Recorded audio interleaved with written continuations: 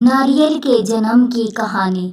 कहते हैं कि कोई भी पूजा पाठ बिना नारियल के अधूरा होता है। हमारे हिंदू धर्म में इसका विशेष महत्व बताया गया है। शास्त्रों में भी इसे बेहद खास माना गया है। इसलिए इसका एक नाम शरीफ फल भी है। लेकिन क्या आपको पता है कि ये कहाँ से आया और धार्मिक कार्यों में इसको क्यों इतना महत्व दिया गया है? तो चलिए आज हम जानते हैं कि ये कहाँ से आया है, कैसे हुई इसकी उत्पत्ति। प्राचीन काल में सत्यव्रत नाम के एक राजा राज करते थे। वह प्रतिदिन पूजा पाठ किया करते थे। उनके पास किसी भी चीज की कमी नहीं थी। वह धन दौलत से लेकर हर प्रकार की सुविधा से समृद्ध थे।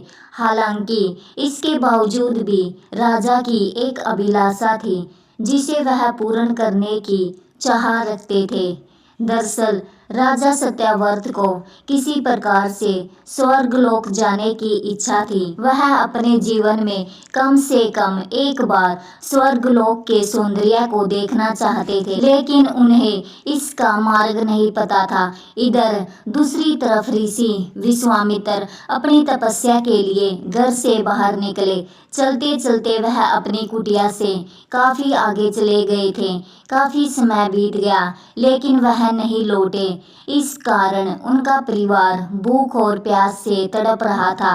राजा सत्यव्रत को जब यह पता चला तो उन्होंने ऋषि विश्वामित्र के परिवार के पालन पोषण की जिम्मेदारी ले ली।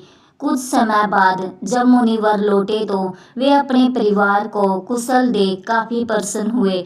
उन्होंने पूछा कि उनकी अनुपस्थिति में किसने उनकी देखभाल की। इस पर ऋषि के परिवार वालों ने बताया कि राजा ने उनके पालन पोषण की जिम्मेदारी उठाई थी। यह सुनकर ऋषि विश्वामित्र तुरंत राजमहल पहुंचे और राजा से मुलाकात की। वहां पहुंचकर उन्होंने सबसे पहले महाराज को धन्यवाद कहा। इस पर राजा ने ऋषि से अपनी इच्छा पूर्ण होने का आशीर्वाद मांगा। राजा की बात सुनकर ऋषि विश्वामित्र ने कहा, बोलिए महाराज, आपको क्या वरदान चाहिए? तब महाराज ने कहा, हे मुनि, मुझे एक बार स्वर्गलोक के दर्शन करने हैं। कृपया करके मुझे वहां जाने का वरदान दे।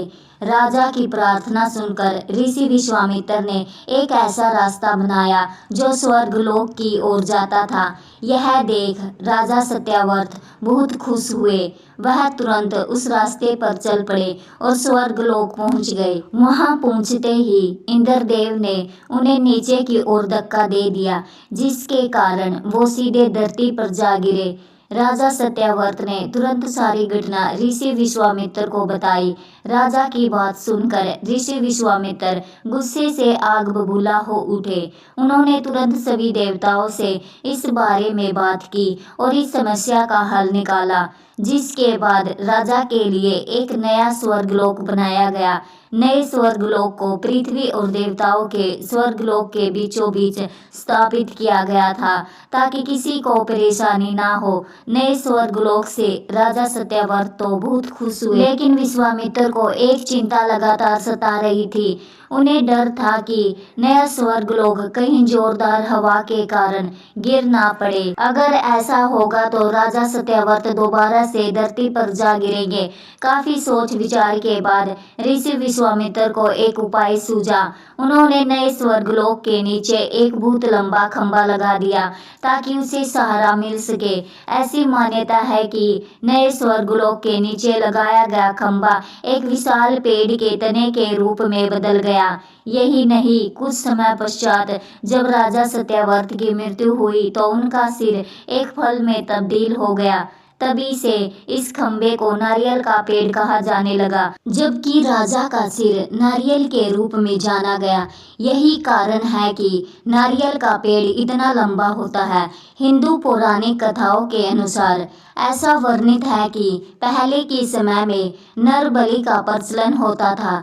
इस नर बलि को रोकने के लिए नारियल को सिर का प्रतिरूप बनाया गया। दोस्तों, आपको ये कहानी कैसी लगी? कृपया कमेंट करके ज़रूर बताएं। वीडियो पसंद आया हो तो लाइक करें और ऐसी ही और बहुत सारी जानकारी, कथाओं एवं कहानियों को सुनने के लिए चैनल को सब्सक्राइब जरूर करें। धन्यवाद।